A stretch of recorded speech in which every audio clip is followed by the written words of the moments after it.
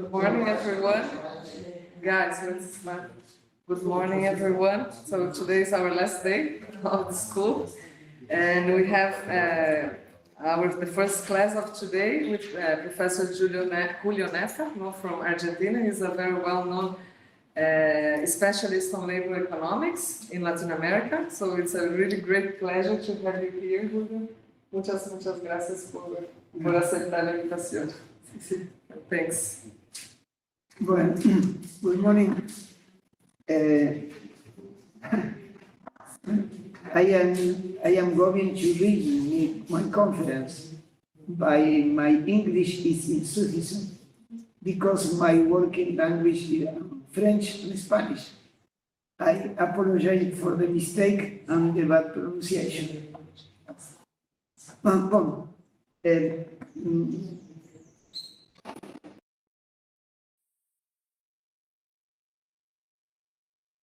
My presentation, I will refer briefly to 3 topics: accumulation, regime and mode of development, impacts of new technology on employment, and psychosocial risk at work.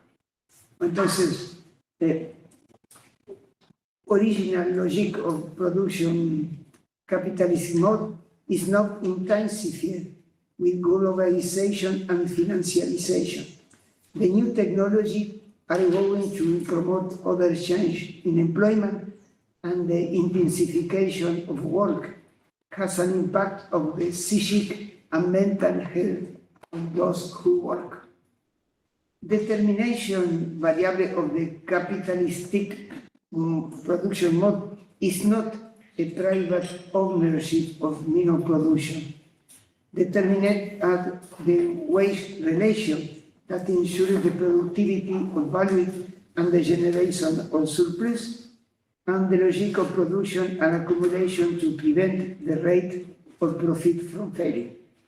The crisis of the Fordist Keynesian growth regime, 1945-75, based on the scientific organization of work and masks mechanical production, was exhausting its possibility in the 1970 decade due to the rigidity, because it was produced from the supply, assuming that demand will react, but it encountered difficulty to produce based on a demand that has chances seeking innovation in product, process, and a variety of models.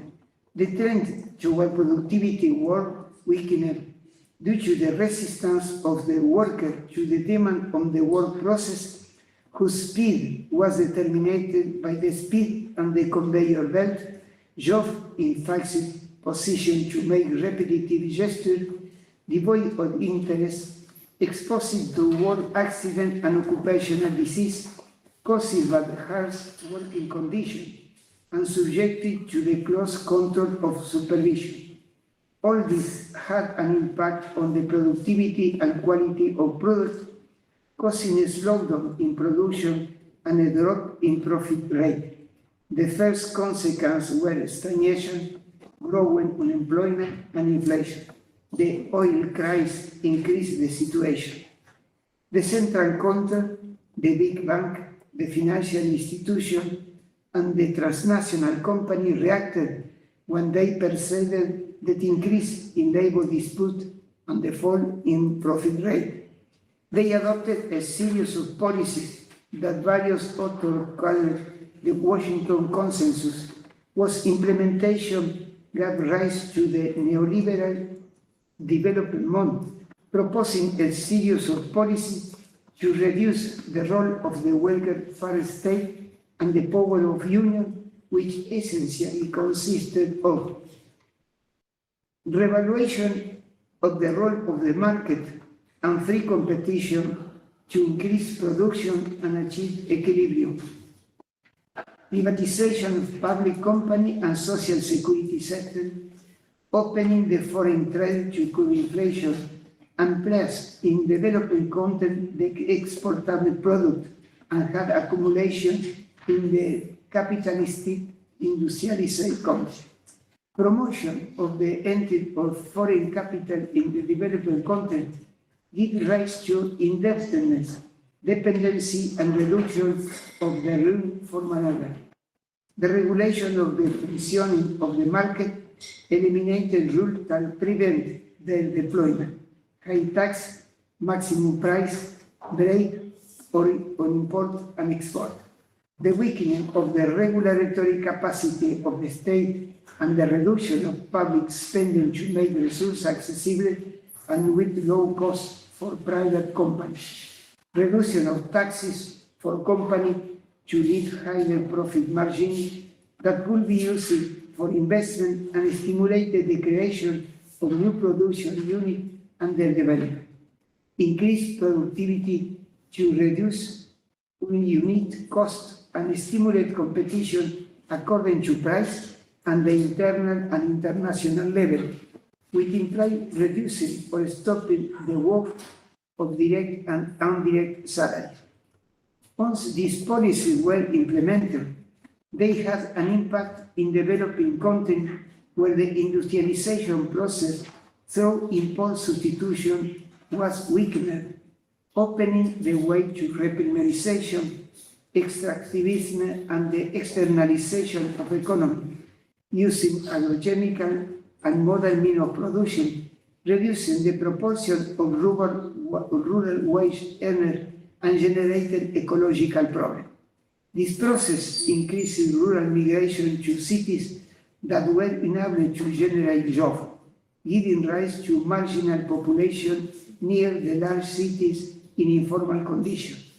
And this economic change were accompanied by the emergence of the new culture, focuses on individualism, personal promotion, meritocracy based on competition, underestimated the value of work and union organization, stimulated luxury consumption and international tourism by generating a demonstration effect through the mass media in order to raise sociality and differentiate themselves.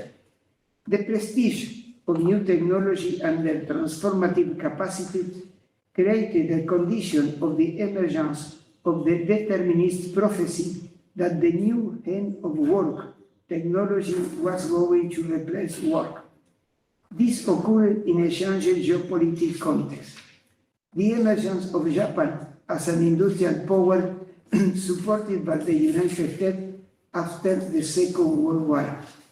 The political and the economic change that consolidated China industrial sector at its weight in international trade. India's silent growth in biotechnology, steel, and software, which is already the most populous country in the world. Stagnation or recession in the United States, European Union, and Japan. Relocation and transnational company from the United States and Europe to Southeast Asian countries and China, whose production was oriented toward the export of quality products with competitive price due to the low labor cost of skilled work. Main consequence for development in semi-industrialized countries. For geopolitical reasons, the United States contributed to the industrial development of Southeast Asian countries, which had few natural resources and created a demand for raw materials and food from other developing countries. Competition from Southeast Asian countries for quality manufactured products at low price has a different impact on developing countries, but in most of the import substitution industrialization process is slowed down, accentuating the specialization of economy in primary sector products, minerals, and food for export. The wide diffusion of new computerized technology in a heterogeneous manner in all countries and in all sectors contributed to the configuration of the neoliberal mode of development that had an impact on the labor market. Also, the general features are similar: structural heterogeneity and imbalance between countries, and with them between sector increases. With the exception of China, the growth of GDP and employment in the industrial sector stagnant in the other industrialized countries. Unemployment rise in the capitalistic country and the level of around 10% or lower in the United States and United Kingdom, but it's hard to bring down and it young people the harder.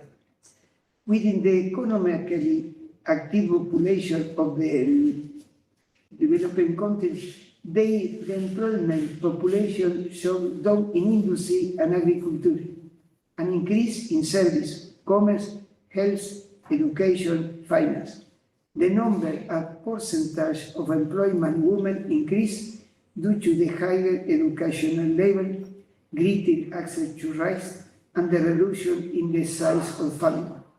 The proportion of long-term unemployment is increasing, but unemployment insurance is insufficient, lasts a short time, and not everyone has the right to access it.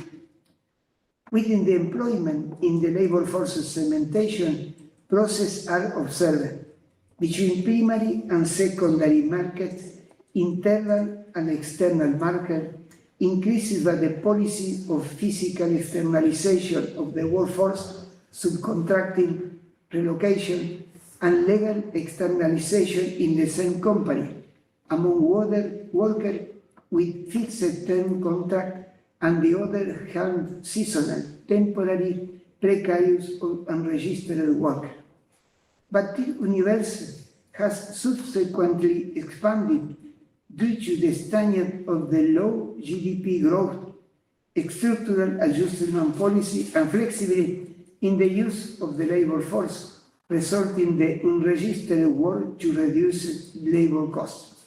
The economically inactive population is increasing from a statistical point of view, but without being registered. Many of them work or survive without having a salary job and have organized themselves into a social movement that resort to blocking the street and occupying public space and attract attention and obtain social plans or food subsidy, being the object for repression.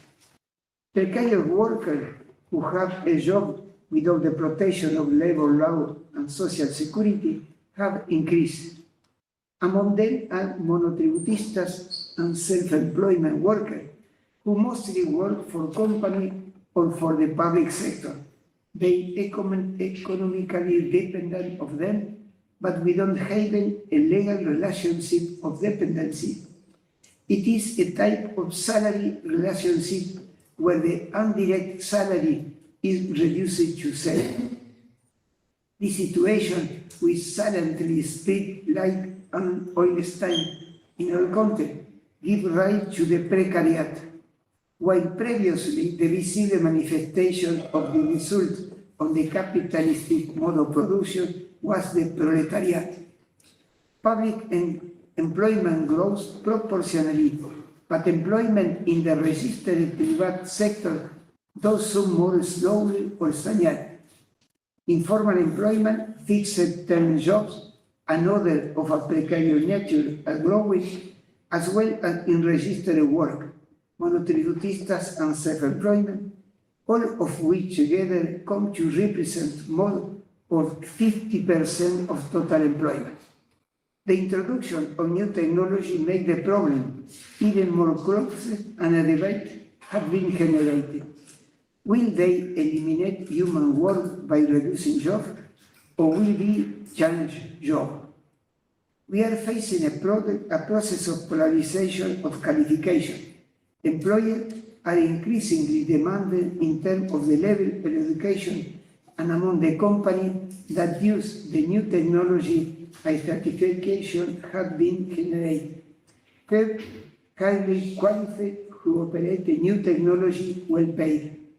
The rest do simplified work of execution with lower salary. Older workers are the most vulnerable because they can relate to the information age. Concentration, foreignization, stagnation, and the weakening of the state increased the negotiating power of business center. And at the same time, union organizing are weakened by the change in the correlation of force, employment in drop in affiliation right, the loss of power in collective bargaining, and a state that become an independent arbitrator but between competitors who have unequal power. The configuration of the labor market has changed in the sea, and is there are no change. It will adopt a structural form with serious damage to workers due to the generalization of the precariat, the need of social policy for survival, and the presence of social movement, one part as beneficiary of the policy and the other part with leftist orientation, was asking for an increase in the number or amount of the plans of the generation of employment. Argentina labor market after COVID. The economy has recovered, reaching its pre-crisis level, but has now stagnated due to the long drought to reduce agricultural production and export. The labor force increases, the unemployment rate decreases, but the underemployment rate increases. Wages are low and do not grow at the same rate as inflation. We are facing a contradiction. Employment increase, but unregistered work and poverty increase. They are poor even if they work. 2. Technology, work, and employment, new dilemma. ¿Pueden seguir? Segundo, do you understand? Yes? Well, technology, work, and employment, new dilemma. Technological change is known to be a major factor in growth and development process. Economists assume that long-term growth is largely due to technology advance, and Robert Solow estimated that technology advance explained approximately 18% of economic growth in the United States during the first part of the 20th century. Technological change are also dynamic processes that imply, 1, both eliminating and creating jobs, and 2, transforming current jobs in terms of their organization and necessary qualifications. While the broad consensus has been reached about its potential for productivity, in recent years there has been growing concern, not unlike in the past, about the potential for the type of a technology change to replace labor. There is no full agreement on whether work will cease to exist in the future due to the digitization of the economy. Some claim that the secondary process of job creation is more decisive than job suppression, but the future impact of technology on the labor market will depend on social demand and political action, and therefore acting of these variables in the future could also imagine a digital economy with a high proportion of jobs. Technology change is a complex, non-linear, progressive and resource-intensive process, driven by forces that are not only economic, but also social and political. In addition, technological change is not homogeneous and assumes a broad definition that allows considering the different forms of change and innovation that affect the number and nature of individual tasks in different ways. It is reflected in the creation of new technology, the implementation of an original product, or its significant improvement, or a different production technique, workplace or business model, and in the wide diffusion of this innovation within the economy. Technology change allows the creation of new jobs in the medium term, but labor saving, the reduction of jobs due to improved technology efficiency occur more quickly than the creation of jobs for displaced workers. The suppression of jobs may come first, but the creation of jobs and the compensatory measures come later, and for this reason, they generate uncertainty and criticism. In 1957, the director of ILO suggests that while such innovation reduces jobs in certain areas, in the long run, they generated increases in others. But techno-pessimism gains strength in the 1960s. When talking about the fourth industrial revolution, the result of previous technological change added to new technology, automation, and productivity rate very quickly sank to robotization, and the advancement of Industrial 4.0 announced again the problem of employment was rising. Globalization exacerbated competitiveness. Through new product and new production process to achieve cost reduction and productivity improvement achieved by the introduction of new technology that lead to the reduction of jobs, a process has been studied with different conclusions. For example, Frank Osborne from the University of Oxford explored the potential automation of occupation and estimated that 47% of the total employment in the United States was technically at high risk of becoming automatic in the next 2 decades. But the problem is that Frey and Osborne study only look at jobs where change occurs rapidly rather than the occupation, employment.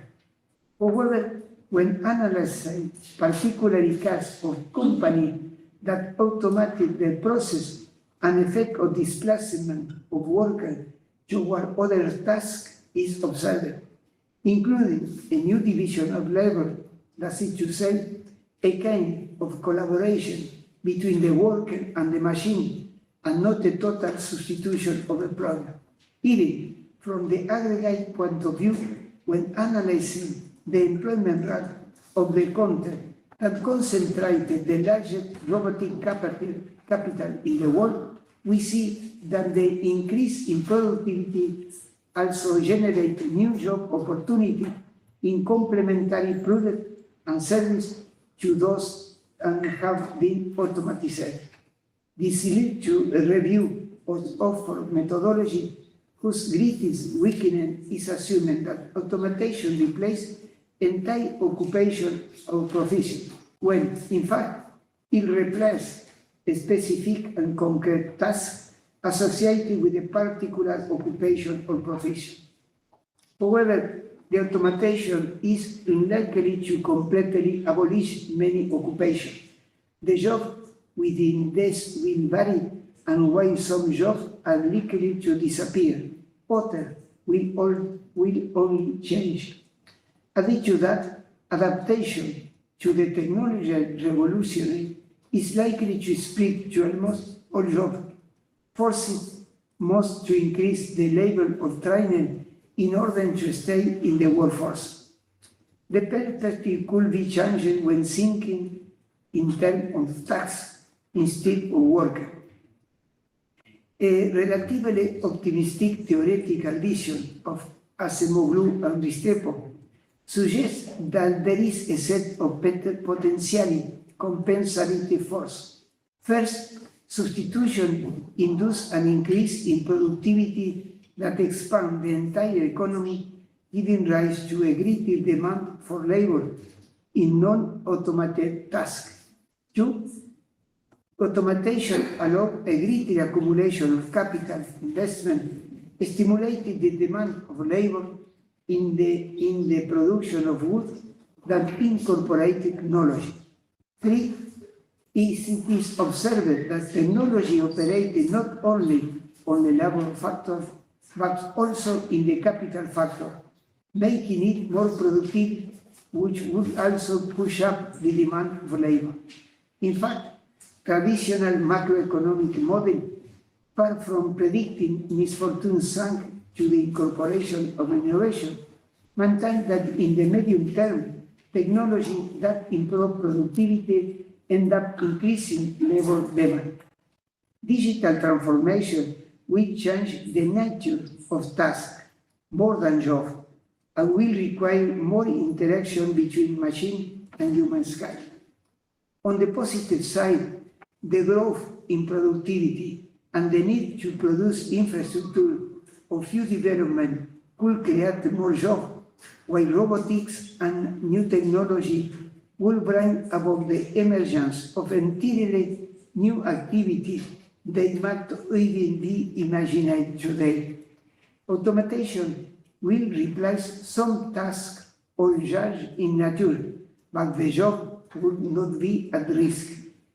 The new technology has facilitated outsourcing and subcontracted process to reduce costs, as well as relocation, increasing the social division of labor and specialization between company and nation to the detriment of industrialized capitalistic countries, relocating low-scale jobs from developed countries to low-paid countries. Over the past decade, developing countries have attracted many of the low-paid, low-scale jobs and still cannot be automated. In a document prepared to the 20 Digital Economy Task Force, the results suggest that the individual who show the lower cognitive skill and the highest routine content of the work, that is, those workers more exposed to the risk of automation are also those who receive the last training. Automation is reducing the advantage of cheap labor-based emerging economy, and trade is increasingly shifting toward digital goods and services. While the direct impact of innovation to achieve a productivity-enhancing process is the reduction of working time or the elimination of jobs, such innovation and the consequence of, they say, could also stimulate the new economic activity and create a job there. First, there are complementarity between new technology and employment within a given sector. Second, the positive spillover effect of technology creates jobs. Third, technological innovation leads to other innovation. Fourth, there is an effect that could have on price and income. The increase in productivity derived from technology translated into higher remuneration, income, purchasing power, and lower price will increase the demand for national product. Lower costs will increase competitiveness, and higher profit will encourage investment that will allow increase in productivity through innovation and economy of scale, which could compensate for the loss of employment. Five, the implementation of labor-saving process technology has often resulted in a fewer working hours, leading to increased demand for leisure activity, a wide variety of innovative products, entirely new entertainment industry and service, and the creation of new jobs. In other words, the content of work will change. The reconversion of the labor force will be necessary, increasing the proportion of the most qualified workers. Some will be eliminated, but new jobs will also be created. Technological change will transform the nature and quality of current and future jobs. The dynamic process of job creation and suppression means that workers and business, as well as community, will have to go through major change and adjustment, which are often difficult and costly.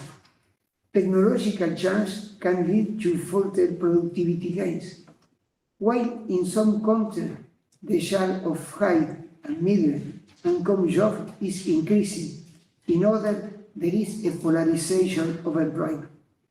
There are no technological determinism, wherein new technology are always going to eliminate jobs.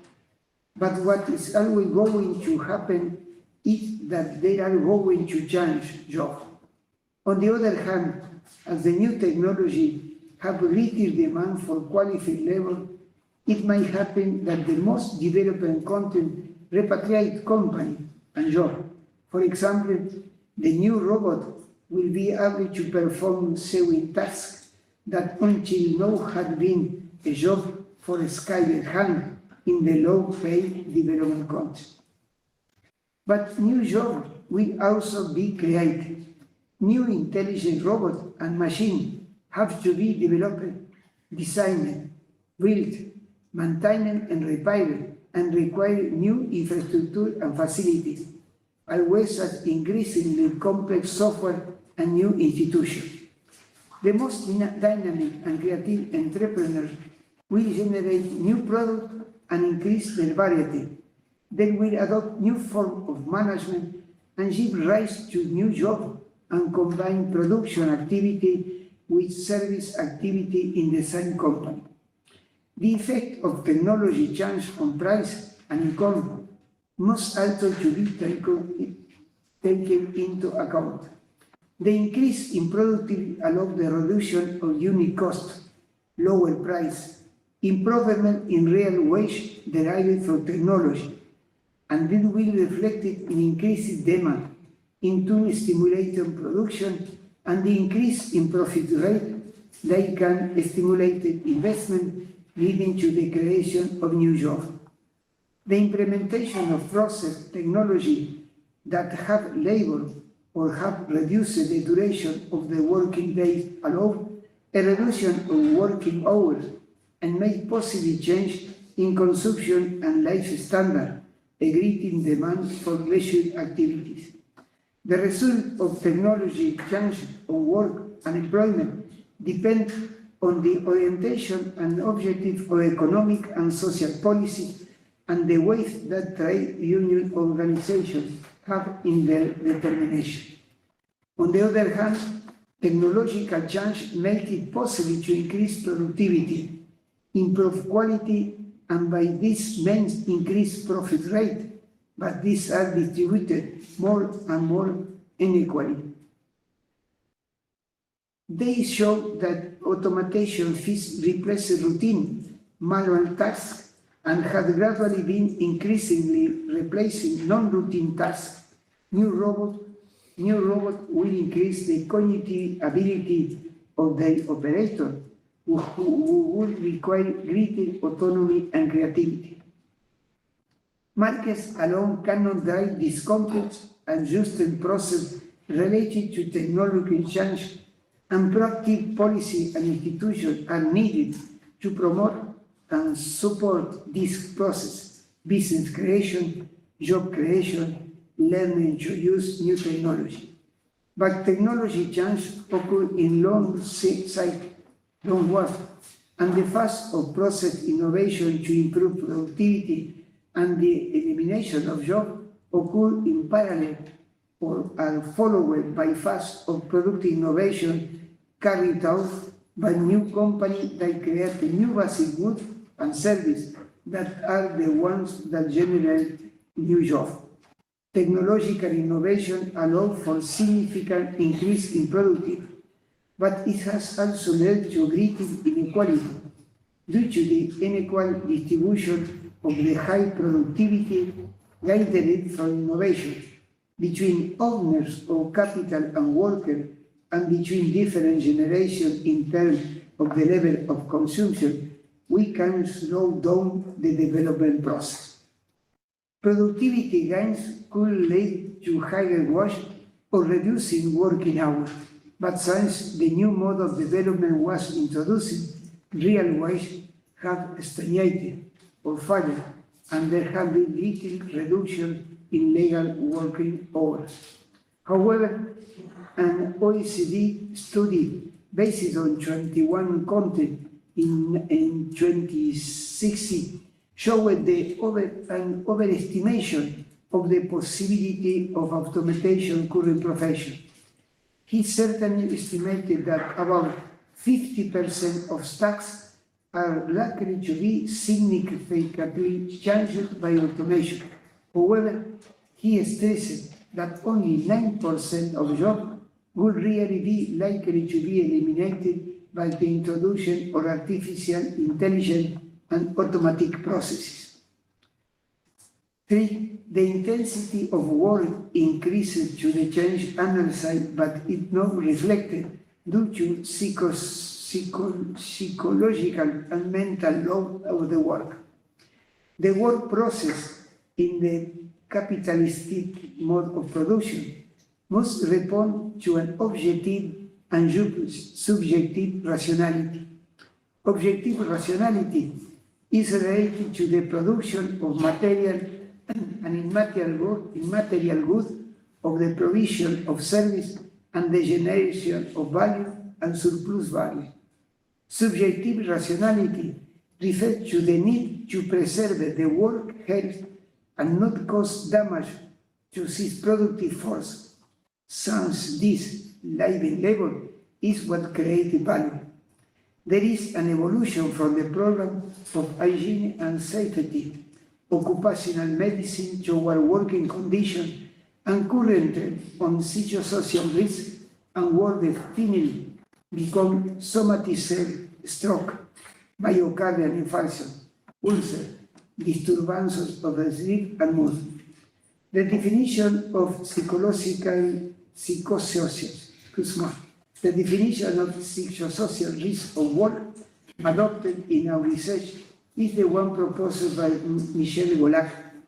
They are the risks of physical, physiological, mental, and social health engendered by socioeconomic determinant, employment status, work organization and content, and relational factors that interact in the psychological and mental functioning of work.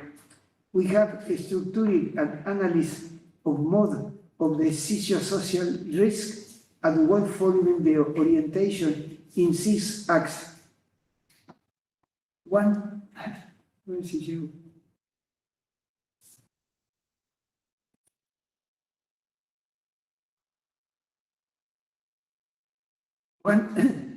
The work is painful if the workload is considered physically excessive, inappropriate gesture and posture are adopted, heavy objects have to be carried or dragged, smoke or dust breathed, enduring sudden difference in temperature, lack of ventilation or air current, enduring intensive noise from machine and conversation, being exposed to radiation and toxic products. The problem, determinant or objective condition derived from the work process, organization of the work process, work intensity, working time, night and shift work. As 2, autonomy, decisional latitude, and the margin of control over the work process. Autonomy at work designated the possibility for the worker to carry out the task with a certain margin of freedom and participate in some act of self-construction and definition. These acts included not only room for maneuver, but also participation in decision-making about the work, in the conception and evaluation of the activity, as well as the use and development of skills. The extreme social and technical division of work process can then constitute a break on autonomy. Having autonomy at work means not being limited to just executing orders, but being an actor capable of controlling their own activity. The degree of autonomy and control over the activity depends on the match between qualification and skill and the demand of the job. Leaving the work as something positive depends to a large extent to this possibility, finding meaning, feeling pleasure, and feeling vain a source of happiness. 3. Demand and control emotions.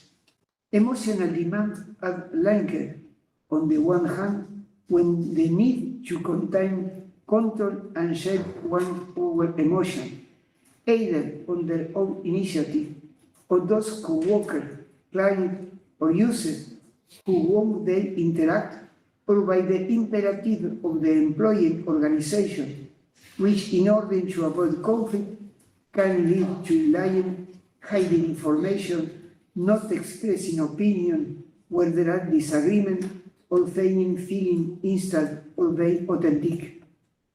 Hiding to hide emotion, pretend or lie to give the impression that you are in a good mood when walking fast in person in order for the phone. Being in contact with people and difficulties because they experience physical, mental, or social suffering. Hiding to calm down in emotional contained clients, colleagues, subordinate, etc. Being attracted with the need to hide it and control it. Sensation or feeling, or not, as part of the organization. It is a problem of identity of work. 4.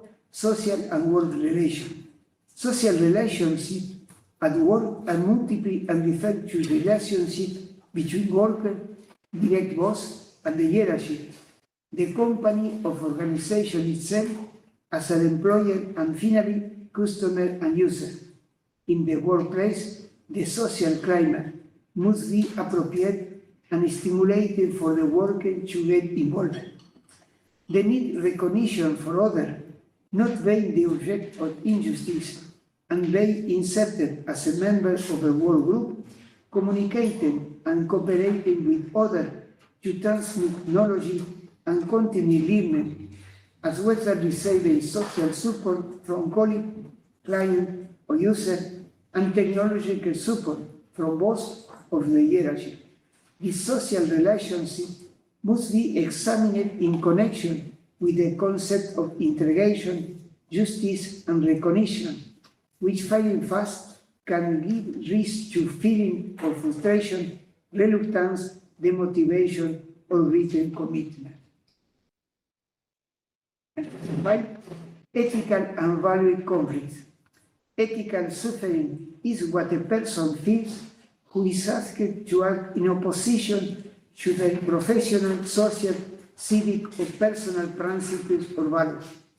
According to a psychological approach, ethical conflict refers to the articulation or conflict between individual values and those of the organization.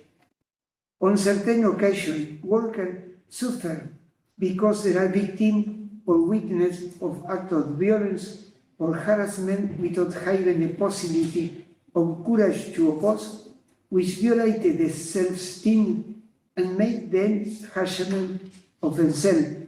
Individual values are those that come from the professional experience acquired by each worker and from a productive knowledge that may be consistent with the objective of the organization, but there is usually a conflict if they prevent the work from being carried out according to that knowledge. 6. Security and stability in employment and in the work situation. Stability and security are also questioned when you are involuntarily in employment. The salary relationship is precarious, or when the work is not registered with the Social Security Agency, leaving you unprotected. Another risk factor is the uncertainty regarding the future due to the crisis that create a risk of layoff, suspension, or salary reduction when they do not perceive possibility of making a career with the company or organization, or they see their promotion possibility blocked, when they feel concerned or fear about the introduction of new technology or way of organizing work for which they have not been trained, and if the content and the new organization of work make them aware, they will not be able to remain active in the position until they reach and retirement age. This axis comprises at last the three major dimensions. One, job and security implies socioeconomic and health and social security and security. Deterioration of the quality of employment, precarious work contact, excessive unregistered work, where the work is precarious and of lower quality, uncontrolled change in the task of working condition. Well, they are some reflection of the theme that the organizer proposed to me. Thank you very much for your attention and excuse me for the language.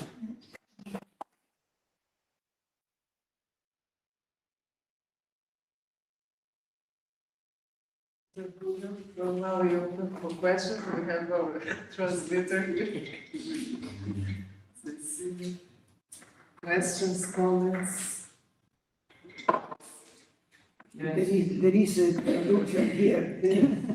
Cecil, if you want to If you want, or if you yes, want, you can sit here. Well, Do I ask in English or? Yes. I mean, if you want to ask in Spanish, I will translate to Spanish otherwise, so. Yeah, but I'm not So- confident in my Spanish. Okay, so then in English probably. But first I'd like to thank the professor for the presentation, and I especially like the way you spoke about the effects on employment, because I think there are in these days there are a lot of approaches to this subject which leads which argue that technology is causing an absolute reduction in the numbers and the strength of the working class, and leading to a certain disappearance of labor, so to speak. So if I understand you correctly, you went sort of against this view, and I think this is very important. Te And pido, applied- one second and I will translate that. Sorry. Primero que le agradece mucho por la presentación, dijo que le gustó mucho cómo se aproxima la cuestión del empleo, porque hay muchas investigaciones que hablan justamente de hasta incluso del fin del trabajo, de que la cuestión esto es pérdida del trabajo, y le gustó mucho su aproximación. Y ahora va a hacer la pregunta. Yes, you go on. So my question is about the reduction of the work journey, the working day, which I think that can be a very important slogan or demand today to restore some of the power of labor organizations. And as far as I know, there was this proposal in Argentina a few years ago regarding the distribution of labor in such a way that in a sliding scale, right? So in order for everyone to have a job, we all could work less, and starting from, of course, a certain wage level determined by the consumer basket of foods, or the canasta familiar, as we call it. So I would like to hear you about this proposal. What are your thoughts about it? Y en ese contexto, sí, sí, sí. Y en ese contexto, la pregunta que quiero hacer es sobre la jornada de trabajo, la reducción de la jornada de trabajo y como un mecanismo justamente para hacer frente a la reducción del empleo, y en particular sobre una propuesta que él cree que se hizo en Argentina hace algunos años, de hacer justamente una redistribución de las horas disponibles de trabajo, asegurando que cada trabajador puede cubrir la canasta básica alimentaria o la canasta básica total. Y en ese contexto, ¿cómo ve esa propuesta? Si la ve posible, la de distribuir el empleo como contrapunto. Que yo tengo una pregunta Similar. Do you have any other questions here or comments? Everybody understands Spanish? Or not everybody? No, I can translate again, but I will bring my computer so I can translate everything while he's speaking. Okay, because he's gonna... ¿Puedo hacer una pregunta que es similar? Sí, ¿Es sí. también complementaria? Espera que termine. Primero, son muchas. Bueno, primeramente, el tema central es el de la productividad, que pocos economistas lo estudian. Bueno, los economistas sobre todo están muy interesados en el tema de la moneda, la financiarización, pero el tema de la productividad es central porque es lo que permite incrementar la tasa de ganancia y al mismo tiempo el plusvalor, como que es un tema central. El problema es que históricamente, si uno mira 3 siglos atrás, hasta ahora la productividad ha crecido 30 o 40 veces. 30 o 40 veces. Pero la duración de la jornada, que era de 12 o 14 horas en el siglo XIX, ahora fue de 8 o en algunos países 7 horas. De modo que eso explica la acumulación de capital, cómo se aprovechó el capitalismo del incremento de la productividad. Bueno, eso bueno. Entonces, creo que una de las políticas para hacer frente, para que este cambio tecnológico no destruya rápidamente el empleo, es la reducción del tiempo de trabajo. Entonces, en los países europeos hay una política que se orientó en esa dirección. En el caso de Alemania, la jornada es de 37 horas. En el caso de Francia es 35 horas. De modo que es posible reducir la duración de la jornada sin que caiga la tasa de ganancia y que entonces no haya una oposición por parte de los empleadores.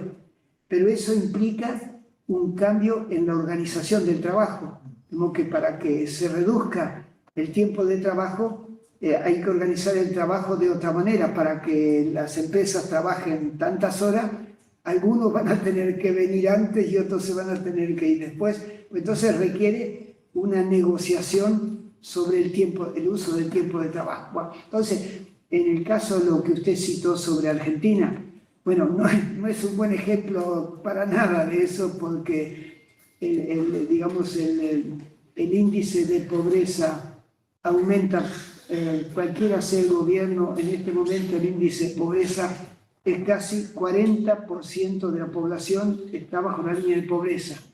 Y hay un 7-8% que están por debajo de la línea de indigencia.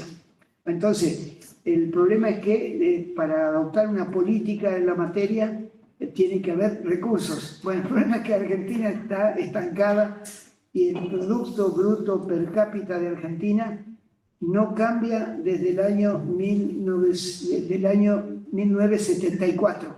Es decir, hace prácticamente 3 o 4 décadas que el Producto Bruto Per Cápita en Argentina no crece. Bueno, esto evidentemente no favorece la posibilidad de reducir la duración de la jornada y aumentar los salarios. Entonces, en lo que usted decía, bueno, es una propuesta de tratar de que pero el salario mínimo en Argentina no compensa el costo de reproducción de la fuerza de trabajo, de modo que es un país que es un enigma para estudiarlo, de alguna manera, porque hay pocos países en el mundo que están en retroceso durante tanto tiempo y están tan estancados. Pero, obviamente, una forma el desempleo en Argentina no es alto, en Brasil tampoco. El problema ya no es el desempleo, el problema es el trabajo precario, como que es un cambio, digamos que eso, y eso los economistas mucho lo han estudiado más los sociólogos que los economistas, ¿no? Y eso tiene que ver con las reformas laborales y el tema central cuando, no sé si lo dije en la conferencia, digamos, el tema central, digamos, cuando cambia el modo de producción de keynesiano-fordista pasa al nuevo modo de desarrollo neoliberal, hubo una institución que es la OCDE, que es el Club de los Países Ricos, ¿no? En el cual hay un departamento de empleo donde el núcleo de los economistas eran todos neoclásicos y fueron ellos los que diseñaron las políticas de flexibilización de la fuerza de trabajo. Es decir que entre todos los cambios de salida del régimen keynesiano-fordista al otro, hubo ese cambio fundamental, es decir que reducir, el problema era para que no caiga, porque la tasa de ganancia cae, ¿no? para que no caiga más la tasa de ganancia, el problema era había que flexibilizar el uso de la fuerza de trabajo, entonces hacer más fácil el desempleo, que no haya muchos trámites ante el Ministerio de Trabajo, que la indemnización para el patrón que tiene que despedir no sea muy alta, es decir, flexibilizar, hacer más barato la incorporación y el despido de los trabajadores. Y ya desde esa época el salario real, desde los años 70, el salario real a nivel macro no crece en los principales países del mundo. Hay un autor que seguramente habrán escuchado ustedes hablar que se llama Tomás Piketty, bueno, que lo que prueba que a nivel internacional, desde el año 1974 no aumenta el salario real, es decir, que el salario real que durante el régimen keynesiano-fordista crecía según la inflación pasada y la productividad esperada, bueno, prácticamente ahora no sigue el ritmo de la productividad y no sigue el ritmo de la inflación. De modo que hay un proceso de empobrecimiento de alguna manera. Entonces, como yo creo que lo dije ahí, ahora hay gente que son pobres aunque trabajen. Porque antes los pobres eran porque no trabajaban. Bueno, ahora son pobres aunque trabajan, porque esta etapa del capitalismo es realmente pero muy importante, ¿no? Y merece una discusión y merece muchas tesis. Yo, digamos, no solamente estudiar el capital y no solamente estudiar la finanza, sino estudiar de alguna manera el trabajo, porque es ahí donde se genera el valor, ¿no? Así que, ¿usted qué dice? Okay, shall I translate first, I think? I think the student is not I think she wants to believe. Ella tiene una pregunta. Sí, pero capaz lo que vamos a hacer es yo leo la traducción de lo que usted ya respondió, así no se acumula tanto. Sí. Y Perdón. bueno, so I will read directly my notes, which are not exactly everything that he said, but at least 80%. So he said, the central topic is productivity, and only a few economists study it. Most economists are interested in money and financialization, but productivity is crucial because this contributes to increased profits and surplus value. Historically, if we look at the past 300 years, productivity has increased 30 or 40 times, but the reduction of the working day went only up to 8 and 7 hours per day. So basically, capitalism took a lot of advantage of this increase in productivity. To make sure that technological changes do not destroy employment, a way of doing that could be reducing workday.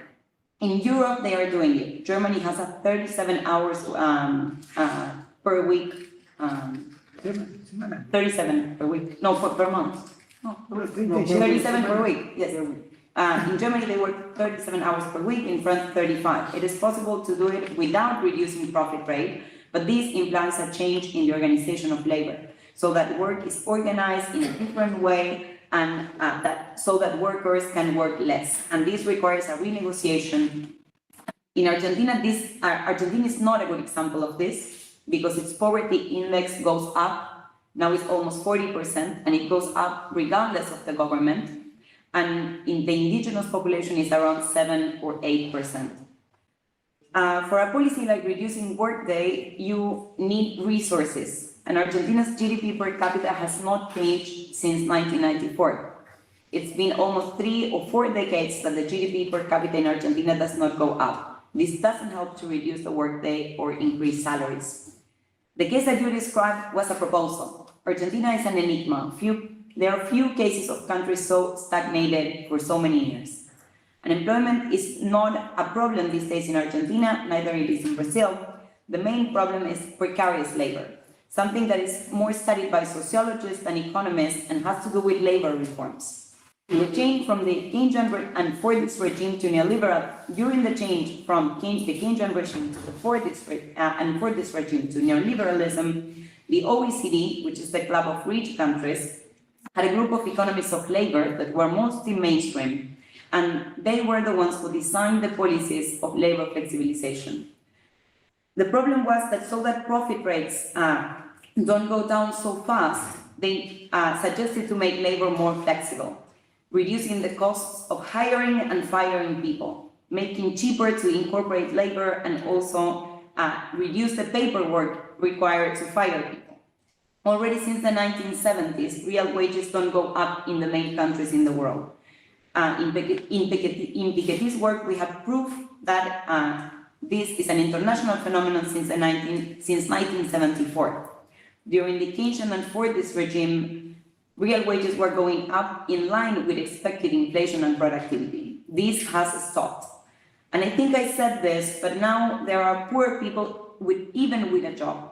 This is an epoch very important for capitalism and deserves more thesis and more discussion, not only to study capital and finance, but also labor, because it is there where value is generated.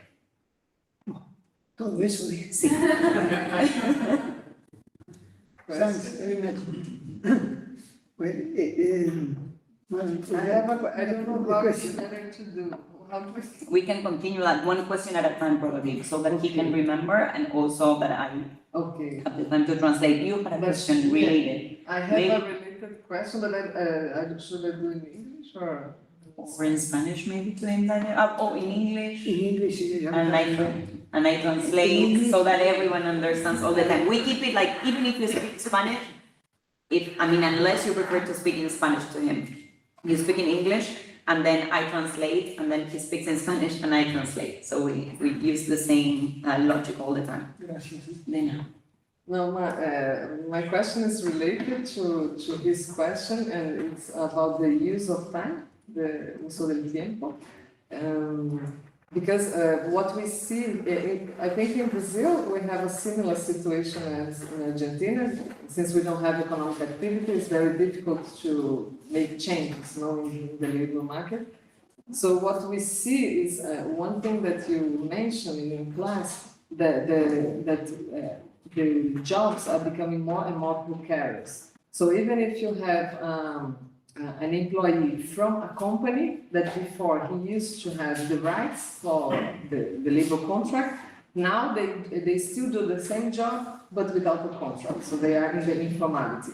And you also see the increase in own account, the lauto empleo e la informalidad, So the doubt I have is, and we have all these changes in the unions as well. So the laborers, they are not as attached as before so my doubt is, how can we make them to become stronger, the unions, to fight for better jobs?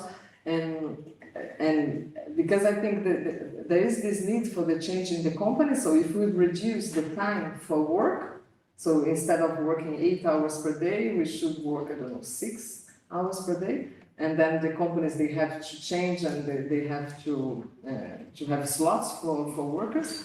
But maybe, don't you think that the state should be the one responsible for organizing the time, the use of time for the labor?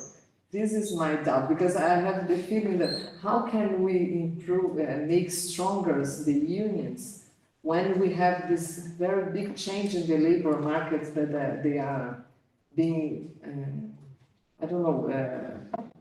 some of the jobs nowadays, they don't even feel as a group, So I don't know how we can think, and I suppose that maybe the state should have an important role organizing the use of time. I don't know. I would like to know your opinion. La pregunta es sobre el uso del tiempo, que lo que ven acá en Brasil es una situación similar a la Argentina, donde no tienen suficiente actividad económica para hacer los cambios en el mercado de trabajo que estamos discutiendo. Entonces, los trabajos se vuelven más precarios, incluso un trabajador que antes era un trabajador con plenos derechos en una empresa y con un contrato de trabajo, ahora ya ese mismo trabajador no los tiene, no tiene contrato y sigue trabajando y haciendo lo mismo sin contrato. Entonces, su duda es doble. Por un lado, pregunta sobre qué cambios o cómo se pueden generar cambios en los sindicatos, que también son más débiles y son al mismo tiempo necesarios para poder llevar adelante las negociaciones con los trabajadores pensando en pelear por mejores trabajos. Pero también, al mismo tiempo, si pensamos en la reducción de la jornada de trabajo de, por ejemplo, 8 a 6 horas, y las empresas son las que organizan todo eso, si acaso no piensa que tiene que haber un rol mayor del Estado como responsable para la reorganización del uso del tiempo en la jornada de trabajo. Y entonces la pregunta es, por un lado, cómo hacer más fuertes a los sindicatos para enfrentar este cambio, y por otro lado, sobre cuál es el rol del Estado en estas discusiones. Bueno, esto es un programa político que le propone. Bueno, entonces, yo creo que en la forma en que está adoptando el capitalismo ahora es muy sofisticada, porque al cambiar las reglas, al cambiar las normas y al facilitar el despido, hacer más barato el despido, lo que fuera, ha estimulado a que las empresas lleven a cabo para reducir sus costos, digamos, es difícil que aumente la tasa de ganancia, por la lógica misma del capitalismo, porque el problema es que tratan de reducir la caída. La estrategia de las empresas ahora es esa. Bueno, y la estrategia que han adoptado, lo podríamos sintetizar en la palabra externalización. Entonces las empresas tratan de externalizar el trabajo de dos maneras. Una externalización física con la subcontratación. Digamos, entonces las empresas se quedan con la producción de aquello que tiene más valor agregado y aquello que es secundario, que no requiere mucha calificación, la subcontratan a otras empresas y entonces la empresa esta queda con menos trabajadores, entonces reduce el costo salarial, se debilita el sindicato, pero en la otra empresa esos trabajadores no siempre tienen derechos y no siempre hay un sindicato, de modo que la empresa externaliza la producción hacia subcontratistas. Y también la empresa exterioriza jurídicamente al trabajador. Es decir, que dentro de la misma empresa hay trabajadores con cartera, le dicen acá, ¿no? Con trabajadores registrados que están protegidos por la seguridad social, pueden adherir al sindicato, etc. Y por otra parte, cada vez más se contrata personal, no según la ley de contrato de trabajo, sino según la legislación comercial. Es decir, que ese trabajador no tiene derechos ni laborales ni de seguridad social. Y es otra forma de reducir el costo salarial. De modo que la estrategia de las empresas, digamos, no sé si ha sido diabólicamente pensada, pero lo que está ocurriendo es eso, es decir, que tratan de reducir el capital variable, es decir, que parte de los salarios lo paga otra empresa y dentro de la empresa hay trabajadores a los cuales no tienen que pagar para la seguridad social. Me parece que es eso. Bueno, entonces, el problema es que durante lo que era el régimen keynesiano-fordista, esos 30 años gloriosos, los sindicatos fueron muy fuertes. Y es ahí donde Estados Unidos, Gran Bretaña, etcétera, se genera la legislación del trabajo, la seguridad social, todo eso. Bueno, pero eso cambió. Y en la actualidad, por una parte, el desempleo debilita a los sindicatos, el trabajo precario debilita a los sindicatos porque no pueden, los trabajadores que están contratados según la legislación comercial no pueden adherir al sindicato, entonces el sindicato es débil, el sindicato pierde fuerza. Es decir, en lo que era el régimen keynesiano-fordista había una especie de igualdad y el Estado de alguna manera preservaba eso. El Estado era o apoyaba a los sindicatos o trataba de vivir en equilibrio. Bueno, ahora el problema es que en este nuevo modo de desarrollo el Estado cambió y digamos los trabajadores tienen muy poco peso en el Estado. Bueno, puede haber, no voy a entrar en el tema, puede haber un presidente, es como el caso de Brasil, que sea un presidente de izquierda, pero la estructura económica es capitalista. Vemos que las posibilidades que puede tener Lula de pasar a 35 horas son nulas. ¿Por qué? Porque el capitalismo acá es muy fuerte. Entonces, ¿cómo fortalecer los sindicatos? Bueno, primero, si el desempleo es fuerte, los sindicatos son débiles. Entonces, el otro problema es que, mi experiencia mucho por el caso argentino, es que es tal el peso de la crisis que los sindicatos son muy débiles. Los sindicatos son muy débiles. Y entonces, prácticamente las reivindicaciones que piden es preservar el empleo, no siempre lo logran, y tratar de que suban los salarios, que tampoco no siempre lo logran, de modo que los sindicatos se han debilitado y cómo fortalecerlo, porque tiene que haber una política que ponga el acento en el empleo. Hay un debate que es cuando se habla del salario universal, no sé si han escuchado hablar de ese tema del salario universal, digamos todo ese tema de la renta mínima para todos, ¿no? Bueno, eso desplaza el problema, es un equívoco porque, digamos, la gente tendría entonces recursos no por su trabajo, sino porque el Estado le da recursos, es decir, que los trabajadores pasan a una situación de ser asistidos. Eso es un tema, es un debate muy fuerte, ¿no? Entonces, es obvio que hay que hacer algo para, bueno, a los trabajadores, la formación sindical, un poco lo que hace el CECIT acá, ¿no? Digamos, capacitación a los trabajadores para que entendan la lógica esta del capitalismo y que tienen que pedir, sí, mejores salarios, pero con eso no arreglan la cosa. No, que el tema es el debate sobre lo que se llama la democracia industrial, es decir, la participación de los trabajadores en la gestión de la empresa, es decir, democratizar el poder económico. Es decir, políticamente hay una democracia, políticamente, para elegir presidente, senadores, todo eso. Pero en la empresa es un régimen todavía autoritario, es como una monarquía.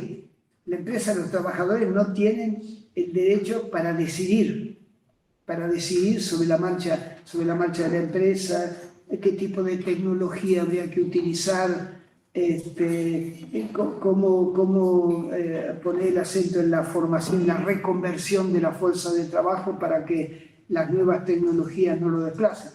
Entonces, el problema es que, obviamente, el Estado tendría que intervenir, pero en este modo de desarrollo neoliberal, el Estado no quedó en manos de los trabajadores. Es decir, lo que podríamos decir es que la socialdemocracia fracasó. La socialdemocracia fracasó. Incluso los países nórdicos como Suecia, Noruega, Dinamarca o lo que fuera, que eran donde gobernaban los partidos socialdemócratas, ahora son partidos liberales, ¿no? De modo que cambió el contexto y los estados son, digamos, están en manos de la burguesía. Y obviamente la burguesía lo que quiere es que no caiga la tasa de ganancia, su preocupación no es keynesiana de aumentar la demanda para... ¿no? Entonces, es un dilema. Entonces, el Estado tendría que hacer una actividad, pero el margen de maniobra que tiene el Estado es muy limitado. No, es muy limitado. Bueno. Okay, so again, I will read my notes. Let me check where they start. Escribe rápido y habla rápido. Yes, I do. That's what I do so when I interview people. So, Professor Nefa replied, "It is a political program what we need. I think that the way capitalism is adopting is capitalism is becoming way more sophisticated, and once norms and rules change, and once firing people is easier and cheaper, this has incentivized firms.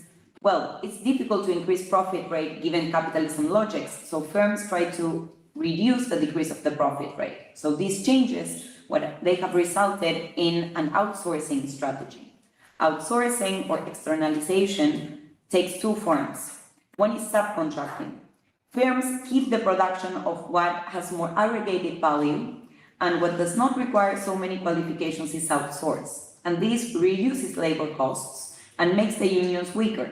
In the new firms, workers not only lose rights, but also the chance to unionize. The firm also outsources the worker from a legal perspective. Inside the same firm, there are workers registered and protected by Social Security that can be unionized, and then they hire more people according to the commercial legislation. These are workers without rights, And this is also a way to reduce labor costs. This is a strategy of the firm, and this is what has happened. They try to reduce variable capital. Part of the wages are paid by another firm, and inside the firm, they do not pay Social Security for all. So the problem is that during the Keynesian and Fordist regime, unions were very strong. And it was at that moment when in the US, the UK, and in other parts of the world, labor rights were designed and enacted. Precarization weakens unions because a precarious worker cannot unionize themselves. Before, there was a more even relationship, and the state was either supporting unions or trying to tilt the scale. And now workers do not have much power inside the state. There can be a president from the left, but the economic structure is capitalist. So the chances of a president like Lula to move to a 35-hour scheme are null because of the economic structure. So my experience from Argentina is that the crisis is so deep that unions are too weak, and they are only thinking on how to fight unemployment and how to recover part of the salaries due to inflation. We need more policies focused on labor. There is a debate, for instance, on a universal salary or a minimum income for all. This is a mistake. It conflates the problem. Instead of giving money to people for their work, this ends up being just a subsidy, a form of assistance from the state. Of course, we need to do something. For instance, training unions, training workers so that they understand capitalist logics. And yes, ask for more wages, but that doesn't solve things. You need industrial democratization, workers influencing how the company is run. Inside the firm, the regime is authoritarian. It's like a monarchy. Workers cannot decide over the future of the firm, the technologies that should be implemented, how to focus on recovering jobs so that labor is not displaced with the introduction of technology, and so on. States should intervene, but under neoliberalism, the state is not in the hands of workers. Social democracy failed. Even in the Nordic countries, they are now ruled by liberal parties. The context changed, and states are in the hands of the bourgeoisie that is interested in keeping profit rates from falling, not taking care of workers. The margin of maneuver of the state is limited. Bueno, decía esta pregunta. Thanks, Professor, for the presentation. I'd like to ask you something regarding the increasing of wages, like in this process. I'd like to ask you, maybe the increasing of wages of salaries maybe is not the answer for Latin America, or maybe the answer for all nations that we're talking about here today. And I ask you that because I first time came to Brazil in 2014. After years of increasing the wages of workers, and we had the year with the most quantitative strikes, worker strikes in our history. So even though the union work was not so strong as the 90s or 80s in Brazil, we still had a year that actually opened a lot of things for the working movement, which actually is one of the results of that was like 2016, like the flu and everything that happened in Brazil. So isn't that the answer maybe for Latin America? And I ask you that because I know that in Brazil we have like industrial structure that maybe increasing of wages really helps the effective development of these economies. But at the same time, in Latin America, like the industry is not the same. We have a lot of countries that don't have such a strong industry, or at least like an industry just like Brazil, for example, or Mexico. And maybe like increasing of wages could actually send all of this wealth to other countries or abroad. So yeah, that's my question. Isn't increasing of wages maybe the answer for all of that? I'd like to know a little bit more about your opinion of that. La pregunta es sobre en qué medida el aumento de los salarios es la solución y si es la solución para toda América Latina. Porque hizo referencia a cómo en Brasil, aún con sindicatos no tan fuertes, hubo en 2014, si no me equivoco, el año que mencionó, lograron un montón de victorias los sindicatos, pero igualmente después hubo un montón de huelgas y en parte todo eso fue generando un contexto que después termina en el golpe de Estado en 2016. Entonces, quizás en Brasil, donde la estructura productiva, la estructura industrial podría permitir que el aumento de los salarios contribuya a aumentar la demanda efectiva, puede funcionar, quizás en México, pero la pregunta es qué pasa con el resto de América Latina que no tienen la misma industria, si acaso el aumento de los salarios no puede también generar un efecto de fuga de capitales, de mandar la riqueza a otros países. Bueno, creo que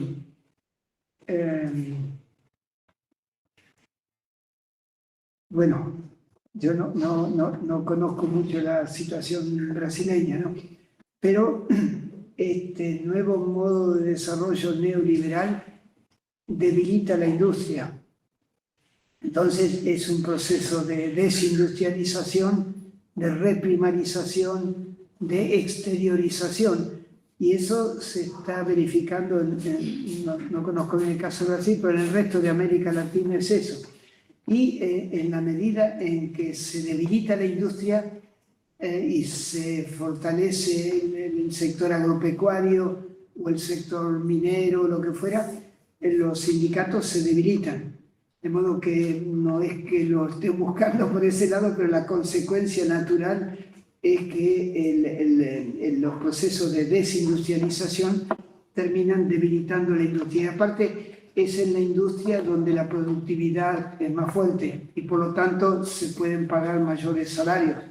De modo que, pero eso es algo que no conozco el caso de Brasil, pero la única excepción, digamos, sería en México, en el sentido de que si ustedes miran las estadísticas de México y las exportaciones, la cantidad de exportaciones industriales de México es impresionante, pero se debe básicamente a que todo en el norte de México, digamos la frontera con Estados Unidos, hay un proceso que se llaman ¿cómo se llaman? Las maquiladoras.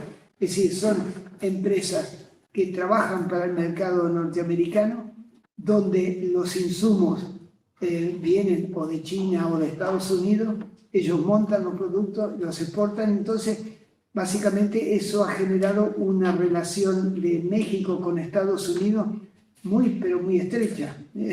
Yo a veces digo que México es casi otra estrella en la bandera norteamericana, ¿no? Porque finalmente está la interdependencia que se ha generado ahí, pero es porque los americanos durante la crisis ya del siglo pasado también se desprendieron de la industria. ¿Por qué? Para sacarse los sindicatos de encima, para debilitar los sindicatos. Las empresas se deslocalizaron en China o también en México. Bueno, y eso me parece que es lo que está ocurriendo ahora. En el resto de América Latina el proceso de reprimarización es impresionante. Digamos, entonces, por eso es importante la política industrial, porque, ahí la productividad es mayor y eso permite pagar mejores salarios y eso fortalece los sindicatos. Pero la tendencia es en otro sentido. La tendencia es para el otro lado, ¿no? Lamentablemente. Y en el caso de Argentina también, es decir, en los años 70, el 47% de la población económicamente activa estaba en la industria. En la actualidad es 11%. Entonces, ustedes se imaginan que entonces los sindicatos no crecen y están a la defensiva. No tienen un proyecto de cambio, sino que tratan de defender que no haya mucho. Y entonces eso lo hace dependiente del Estado. Es decir, los sindicatos pierden autonomía frente al Estado porque en Argentina, no sé, en otros países, las reivindicaciones más importantes no son contra los patrones, sino hacia el Estado. Los patrones esperan a ver qué se resuelve, pero es interesante porque eso hace una situación de subordinación respecto del Estado. Eso es una de las consecuencias de este modo de desarrollo, ¿no? Es terrible porque, tal vez el único país donde esto no ocurre es tal vez en China. Pero en China el capitalismo es fuerte. El modo de desarrollo en China, de alguna manera, es un modo de desarrollo capitalista. Es un poco, en mi opinión, en China, es casi lo que fue Inglaterra en el siglo XIX, la División Internacional del Trabajo, ¿no? De alguna manera comprar materias primas, minerales en todos lados, establecer los puertos o los ferrocarriles para poder transportar las cosas hacia China. Bueno, básicamente desde ese punto de vista es muy parecido a la lógica inglesa del siglo XIX, ¿no? Y la industria es muy fuerte en China porque, digamos, bueno, básicamente porque hubo mucha deslocalización de empresas industriales de Estados Unidos, de Europa. Todas las transnacionales tienen en China una de las principales casas de producción y exportan desde ahí, ¿no? Exportan desde China lo que no podían exportar desde Estados Unidos, desde Francia, porque ahí los salarios serían más elevados y entonces no podían competir con los precios. Como que es un dilema todo lo que está ocurriendo, ¿no? Okay. So basically he said that he doesn't know a lot about Brazil, but that in general neoliberalism weakens industries and there is a deindustrialization process going on and in Latin America, coupled with a reprimarization of the economy. And as the industry is weakened, and this is the primary sector where we see, and the primary sector is strengthened, unions get weaker. This is a natural consequence, and the deindustrializing process weakens unions, and it is industry actually where productivity is higher, and therefore where higher wages can be paid. The exception, maybe it's Mexico, but if you look at the statistics and internal and also to the exports, you will see that they export a lot of industrial products. But this is because in the north, the frontier with the US, there is a maquiladora system in place. There are firms that work for the US market. They get the inputs either from China or from the US, and they just assemble the products. And this has generated a very close relationship between the US and Mexico. I usually joke that Mexico is another star in the US flag due to its interdependence. And this is because the US also wanted to get rid of its industry. And why? To get rid of unions and firms relocalized in China or in Mexico. In the rest of Latin America, we see this reprimarization process of the economy. This is huge, and industrial policy is crucial here. This could bring more productivity, more salaries, and stronger unions, but the tendency is actually to go the other way around. In Argentina, this is also happening. In the 1970s, 47% of the, I think that the PEA would be translated like the Labor force. Is the, okay, directly labor force. Okay, it's the people that are working or seeking for a job, so not the inactives of the economy. 47% was in the industry, now it is 11%. Imagine, unions do not grow, and they are also defensive. They do not have a project to foster changes. They depend on the state. Unions are losing their autonomy from the state. In Argentina, the main claims are against the state and not against firms or bosses. It is a consequence of this regime. It is terrible because maybe China is the only place where this doesn't happen, but capitalism there is strong. In China, to me, China is like the UK in the 19th century. The International Division of Labor is in place there. We see how they are buying minerals and other primary products from around the world. They are building the trains to transport everything to China. It's quite similar to the UK in the 19th century. And industry is strong because there was a lot of offshoring of multinational firms that export from there what they could not export from, let's say, the US or France, because their wages were higher and they could not compete with prices. Bueno, We have two more questions, one there and another one here. Okay. Thank you very much for the physical lecture. I want to ask one question, but before then, I want to talk about unionism. The way labor is important to capitalism, the same way the middle class are very important to unionism.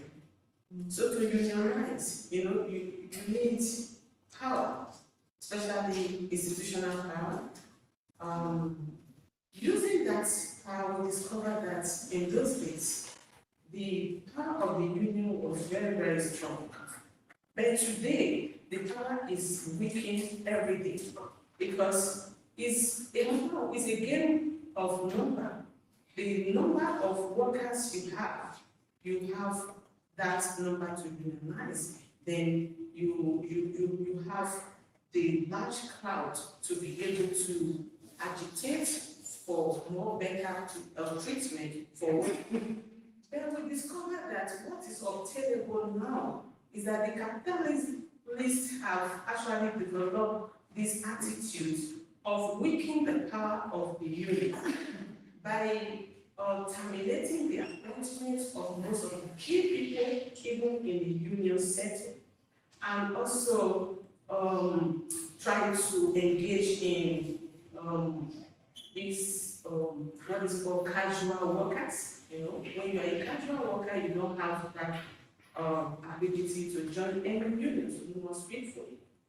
So the casualization of labor, then the firing of workers has further reduced the number of union members.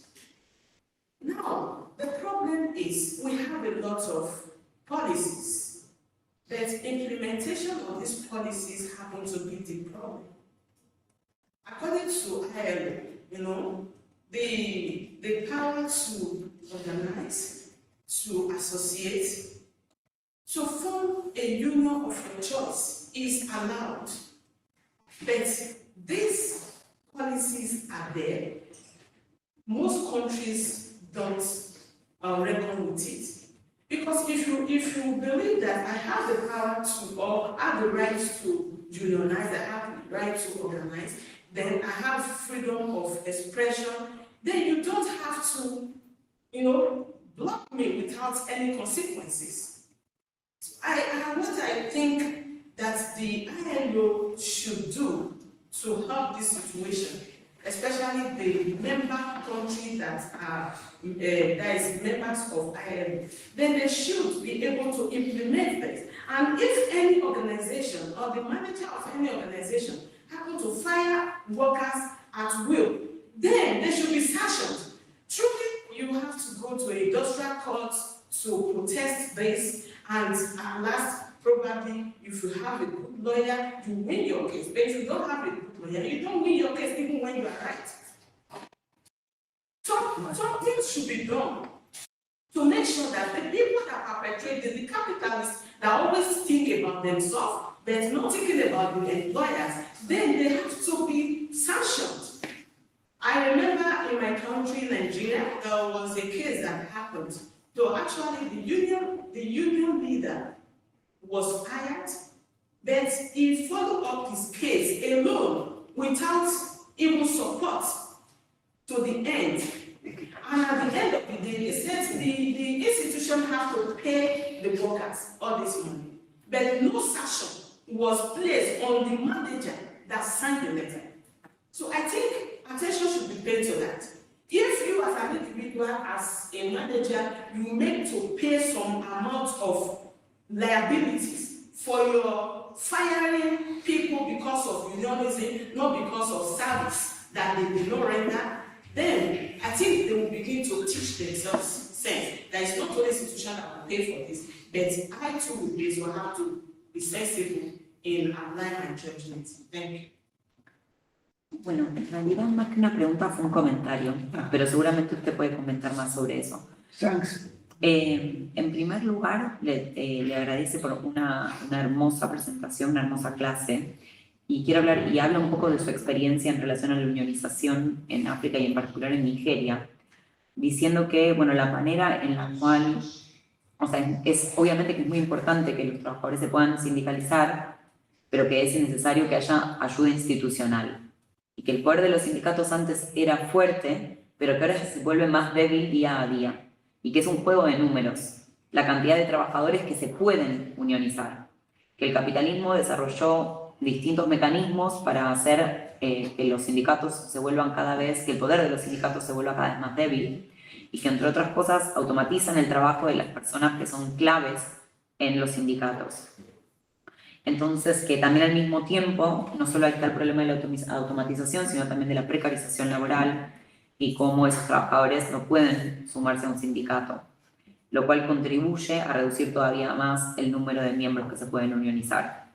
Y que hay un montón de políticas, pero que el problema es la implementación de esas políticas.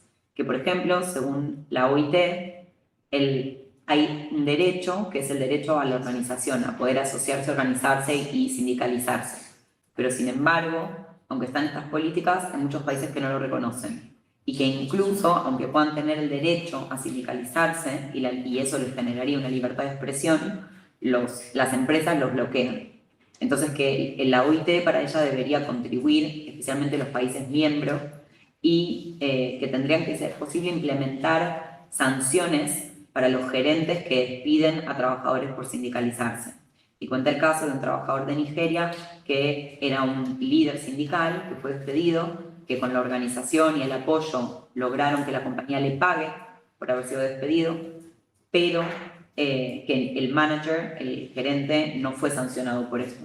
Y que al mismo tiempo los que logran algo, los que logran que se les pague algo o se los considere, es porque tienen abogados que los pueden apoyar, los que no tienen abogados no consiguen nada.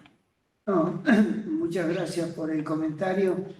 Es importante la acción de la OIT, digamos, ILO, very important, sobre todo porque hay uno de los convenios de la OIT, es el de la libertad sindical, y ese convenio es el que, si los países lo reconocen y adoptan una legislación acorde, protege el derecho a la afiliación a los sindicatos y protege a los dirigentes. Bueno, el problema es que la OIT también ha cambiado, es decir, que digamos, no cambia al mismo ritmo que está cambiando el capitalismo, pero lo sigue, digamos. Bueno, entonces, la OIT tiene un sistema de gobierno, es la mitad del poder en la conferencia internacional son los gobiernos. El 25% son las organizaciones de empleados, no le llaman capitalistas, le llaman empleadores. Y el otro 25% son los sindicatos.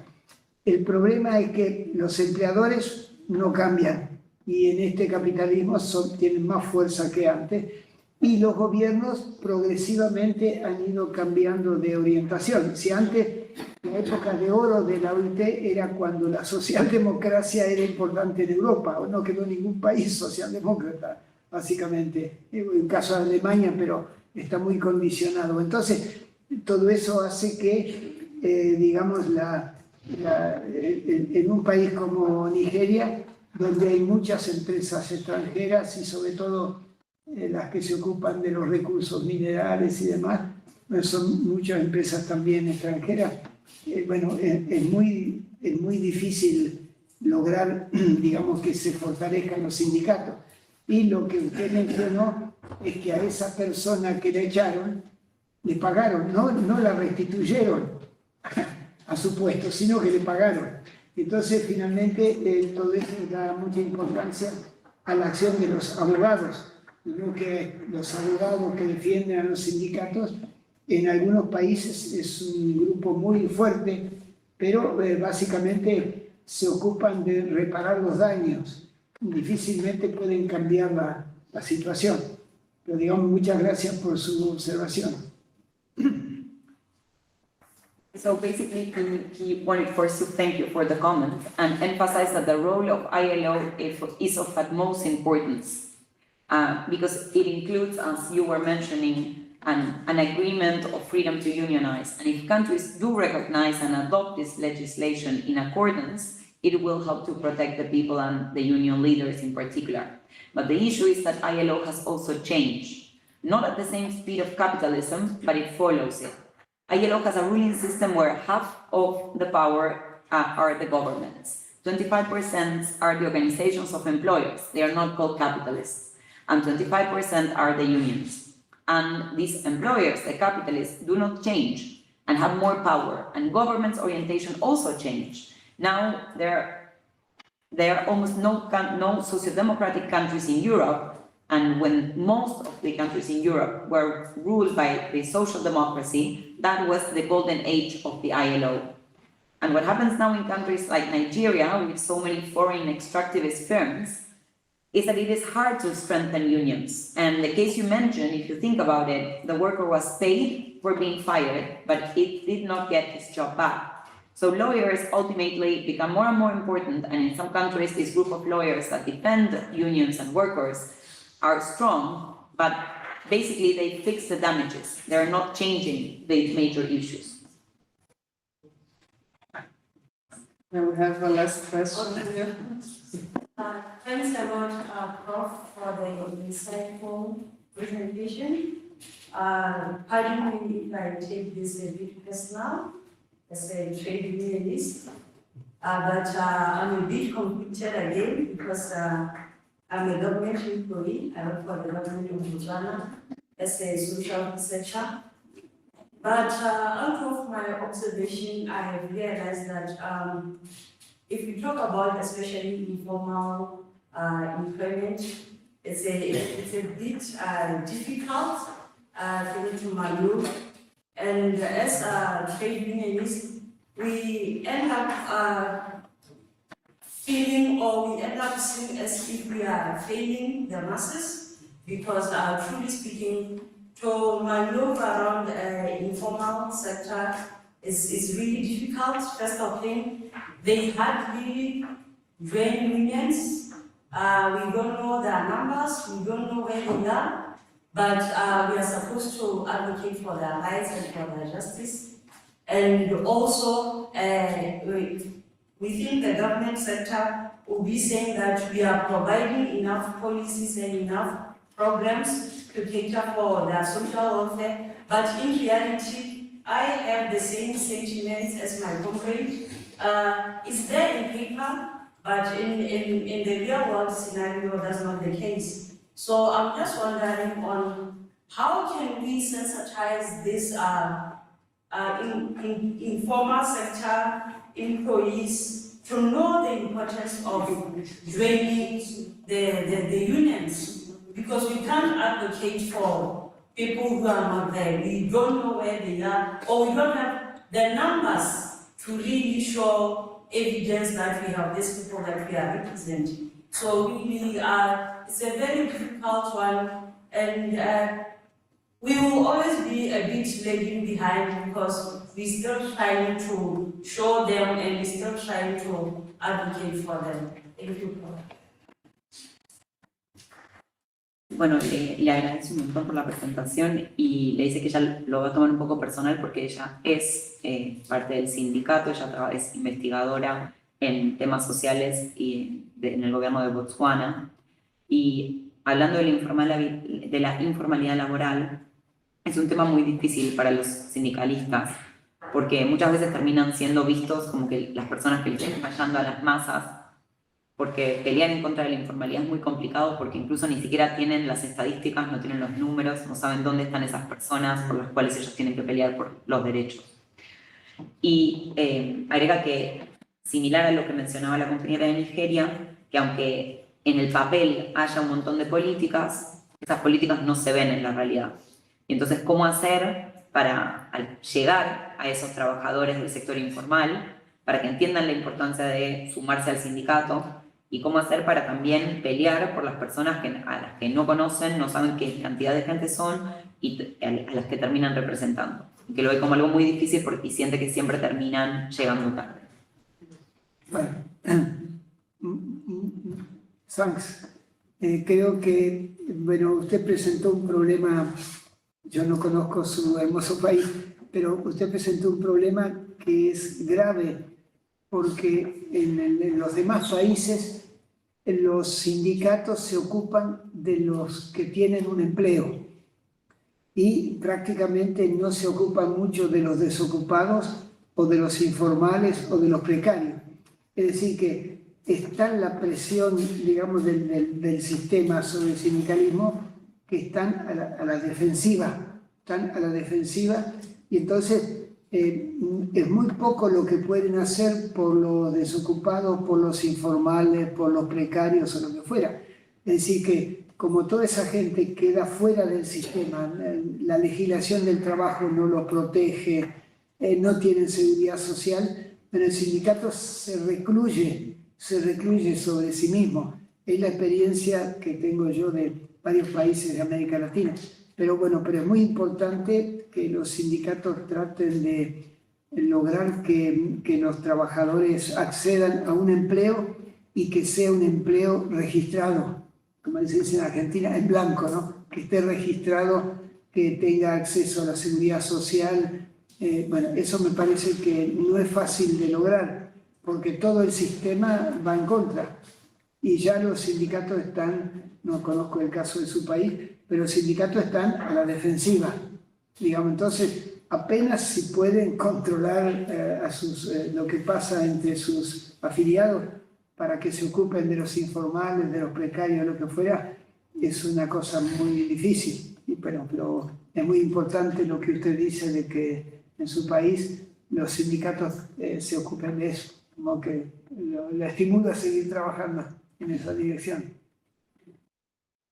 So basically, he said that you presented a case, well, he doesn't know the reality in Botswana, but a similar problem is quite serious in other parts of the world because unions take care of those with a job and do not represent unemployed, informal or casual workers.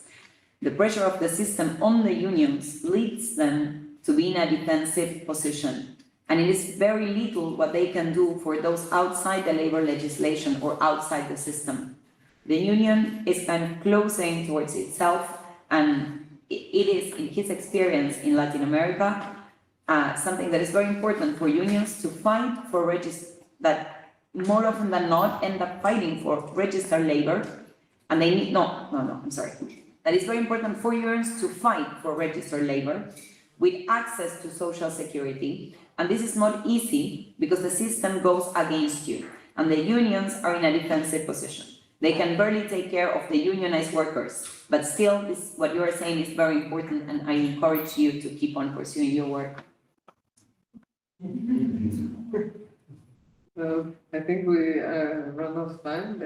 I would like to thank you everyone for the questions. Thank you, Professor Julio, for the beautiful lecture. Thank you very much, Cecilia, for the translation. And well, we have a coffee break now, and then we have the last class with Professor Sam. Thank you.